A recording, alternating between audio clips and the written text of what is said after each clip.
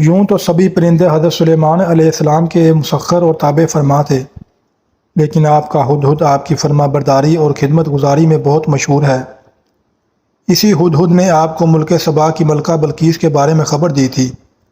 کہ وہ ایک بہت بڑے تخت پر بیٹھ کر سلطنت کرتی ہے،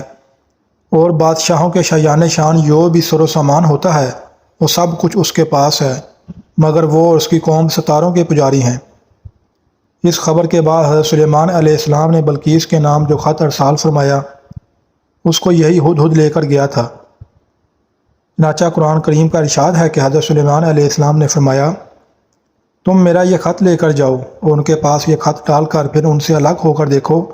کہ وہ کیا جواب دیتے ہیں۔ چنانچہ ہدہد خط لے کر گیا اور بلقیس کی گود میں اس خط کو اوپر سے گرا دیا۔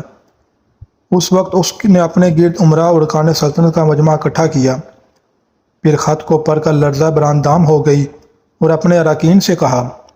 اے سردارو، بے شک میری طرف ایک عزت والا خط ڈالا گیا ہے، بے شک وہ سلیمان کی طرف سے ہے، اور بے شک وہ اللہ کے نام سے ہے جو نہایت مہربان رحم والا، یہ کہ مجھ پر بلندی نہ چاہو اور گردن رکھتے ہو میرے حضور حاضر ہو۔ خط سنا کر بلقیس نے اپنی سلطنت کے امیروں اور وزیروں سے مشورہ کیا تو ان لوگوں نے اپنی طاقت اور جنگی مہارت کا اعلان و اظہار کر کے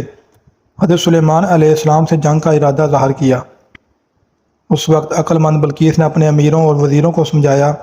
کہ جنگ مناسب نہیں ہے، کیونکہ اس سے شہر ویران اور شہر کے عزت دار باشندے ذلیل و خوار ہو جائیں گے، اس لیے میں یہ مناسب خیال کرتی ہوں کچھ ہدایہ و طائف ان کے پاس بھیج دوں، اس سے امتحان ہو جائے کہ حضرت سلیمان علیہ السلام صرف بادشاہ ہیں یا اللہ کے نبی بھی ہیں۔ اگر وہ نبی ہوں گے تو ہرگز میرا ہدیہ قبول نہیں کریں گے، بلکہ ہم لوگوں کو اپنے دین کے اتباع کا حکم دیں گے، اور اگر وہ صرف بادشاہ ہوں گے تو میرا ہدیہ قبول کر کے نرم ہو جائیں گے۔ چنانچہ بلقیس نے 500 غلام، 500 لونڈیاں بہترین لباس اور زیوروں سے آراستہ کر کے بھیجے، اور ان لوگوں کے ساتھ 500 سونے کی اینٹیں اور بہت سے جواہرات، مشک و عنبر اور ایک جراؤ تاج ماں ایک خط اپنے قاصد کے ساتھ بھیجا۔ ہدہد سب دیکھ کر روانہ ہو گیا، حضرت سلیمان علیہ السلام کے دربار میں آ کر سب خبریں پہنچا دیں۔ چنانچہ بلقیس کا قاصد جب چند دنوں کے بعد تمام سامان لے کر دربار میں حاضر ہوا تو حضرت سلیمان علیہ السلام نے غضبناک ہو کر قاصد سے فرمایا، کیا مال سے میری مدد کرتے ہو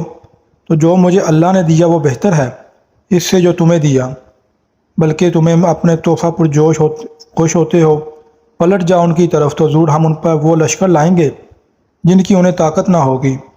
اور ضرور ہم ان کو ان کی شہر سے ذلیل کر کے نکال دیں گے، یوں کہ وہ پست ہوں گے۔ چنانچہ اس کے بعد جب قاصد نے واپس آ کر بلقیس کو سارا ماجرا سنایا تو بلقیس حضرت سلیمان علیہ السلام کے دربار میں حاضر ہو گئی، اور حضرت سلیمان علیہ السلام کا دربار اور یہاں کے عجائبات دیکھ کر اس کو یقین آ گیا کہ حضرت سلیمان علیہ السلام اللہ کے نبی برحق ہیں اور ان کی سلطنت اللہ تعالیٰ ہی کی طرف سے ہے۔ حضرت سلیمان علیہ السلام نے بلقیس کو اپنے دین کی دعوت دی تو اس نے نہایت ہی اخلاص کے ساتھ اسلام قبول کر لیا۔ پھر حضرت سلیمان علیہ السلام نے بلقیس سے نکاح کر کے اس کو اپنے محل میں رکھ لیا۔ اس سلسلے میں ہدہد نے جو کارنامے انجام دیے وہ بلا شبہ عجائبات عالم میں سے ہیں، جو یقیناً حضرت سلیمان علیہ السلام کے معجزات میں سے ہے۔